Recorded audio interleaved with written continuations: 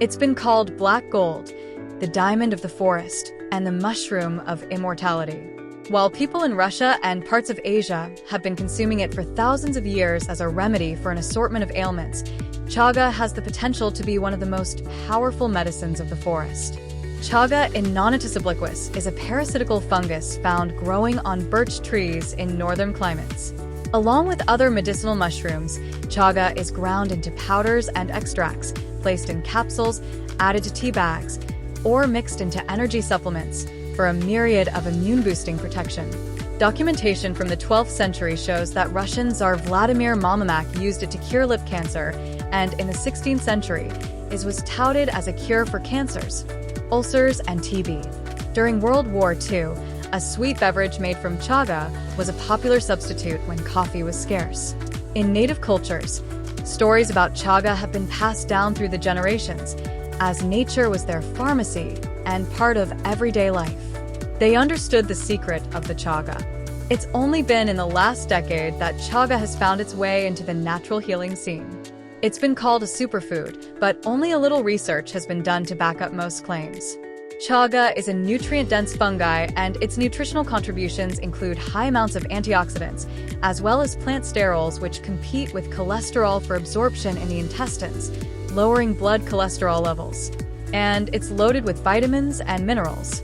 But chaga needs cold temperatures to grow, and the colder, the better. The majority of the market is supplied by loggers, where it essentially is a byproduct of clearing the birch forests. Birch trees, globally, live 40 to 50 years but can suffer from extreme dieback due to a number of factors.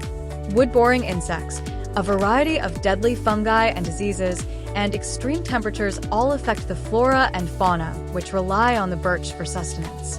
This jewel of the woodland grows on the trunks of birch trees and takes decades to mature.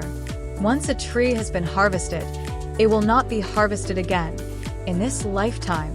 When their numbers diminish, this beneficial and medicinal mushroom is also lessened, thus creating a higher price point for purchasing the rare fungus.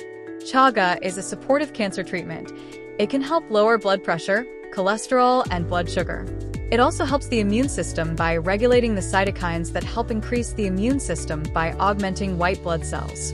It is shown to have antibacterial and antiviral attributes, which also help keep the body functioning properly. A study in mice showed a 60% reduction in the size of tumors, and another study showed that chaga prevented the growth of cancer cells in the liver, breast, prostate, and colon. In yet another study, chaga was given to a group of overweight mice with type 2 diabetes. The mice who were fed chaga had reduced blood sugar levels and insulin resistance, and because it's high in antioxidants, it could help protect against clogged arteries and heart disease. However, the chaga fungi aren't without risk. People with kidney problems should probably avoid chaga because of their high oxalate content. These tiny molecules bind minerals like calcium because they form tiny crystals which impact neurological function, connective tissue function, kidney and bladder function. And that is bad news for people with osteoporosis. The oxalates in chaga are calcium chelators, which means they bind to calcium and eliminate it from the body. And if you take medication to control diabetes, chaga may lower blood sugar levels too much, causing hypoglycemia. In addition, people with autoimmune diseases who are pregnant or breastfeeding should also avoid chaga, as the results are still unclear. Chaga mushrooms may be the new superfood, but keep in mind that chaga has not been proven to treat, diagnose, prevent, or cure diseases. Although chaga is an edible fungus, it is not recommended to be eaten straight from the tree.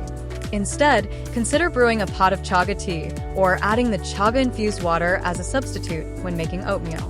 Chaga is commonly sold as a capsulized supplement which may contain other additives, so it's important to read the labels before purchasing them and make sure the active components of betulinic acid are present, thus assuring the chaga have been plucked from the birch tree and not synthesized in a lab.